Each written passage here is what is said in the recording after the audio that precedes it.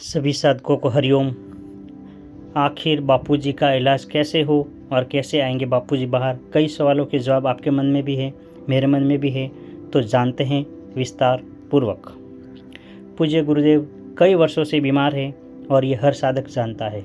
हर साधक के मन में काफ़ी पीड़ा है कि मेरे गुरुदेव बीमार है, गुरुदेव का इलाज जिस तरह से होना चाहिए उस तरह से नहीं हो पा रहा है, क्योंकि कुछ कई प्रकार की जो पाबंदियां हैं वो लगी हुई हैं, इसलिए गुरुदेव का इलाज नहीं हो पाता है।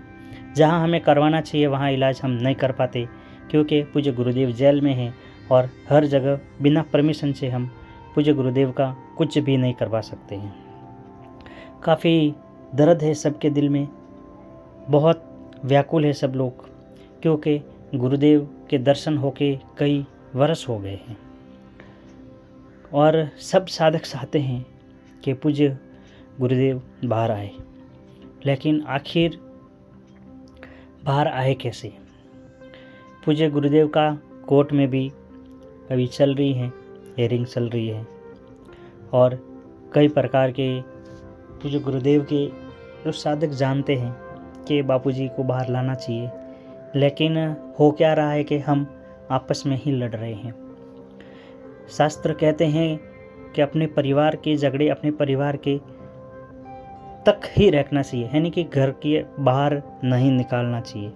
वैसे झगड़े कहे या आपसी मतभेद कहे, एक परिवार रहता उसमें भी आपसी मतभेद हो जाते हैं, और हमारा तो करोड़ों साधकों का पूज्य गुरुदेव का परिवार है और सबके मन की बात जैसा काम हो वैसा हो नहीं सकता है, ये सब जानते हैं।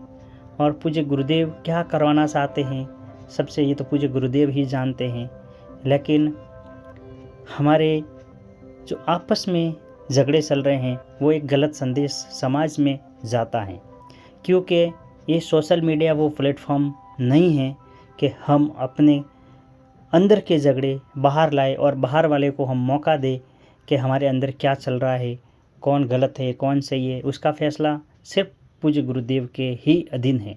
पूज्य गुरुदेव ही कौन सही है कौन गलत है उसका फैसला कर सकता है। भले लोग कहते हैं वो गलत है ये गलत है, लेकिन जब तक गुरुदेव नहीं कहते हम किसी को गलत नहीं कह सकते हैं। और जो लोग भी कहते हैं वो सब अपनी अपनी मर्ज़ी हैं और वो सब अपने तरीके से कहते हैं, किसी के ऊपर हम आरोप नहीं लगा सकते, क्योंकि सब आज़ाद हैं इस भारत में और जिसको सबको बोलने की आज़ादी है। उनको ऐसा लगता है कि ये गलत है, कुछ गलत हो रहा है, तो मेरा तो मानना उतना ही है कि अगर आपको ऐसा लग रहा है जो भी है आपस में कि ये गलत है ये गलत कर रहे हैं, तो हमें सबको मिलकर एक मंच पर आना चाहिए और बातचीत के ज़रिए ही हल निकालना चाहिए। और ऐसा प्रयास होना चाहिए कि पूज्य गुरुदेव कैसे बाहर आए। अगर किसी भी पक्ष से कोई गलती हो रही है तो उसमें सुधार करना चाहिए और मिलकर पूज्य गुरुदेव को बाहर लाने का पूरा ही प्रयास करना चाहिए, क्योंकि अभी काफ़ी वर्ष हो गए हैं, साधक काफ़ी व्याकुल है, काफ़ी साधक तड़प रहे हैं पूज्य गुरुदेव के दर्शन करने के लिए, पूज्य गुरुदेव का सत्संग सुनने के लिए। और हमें कर्जा है हमारे गुरुदेव को ऊपर, जो हमारे गुरुदेव ने हमें इतना सब कुछ दिया है उस कर्जे को उतारना चाहिए। वो हम गुरु सेवा करके ही उतार सकते हैं।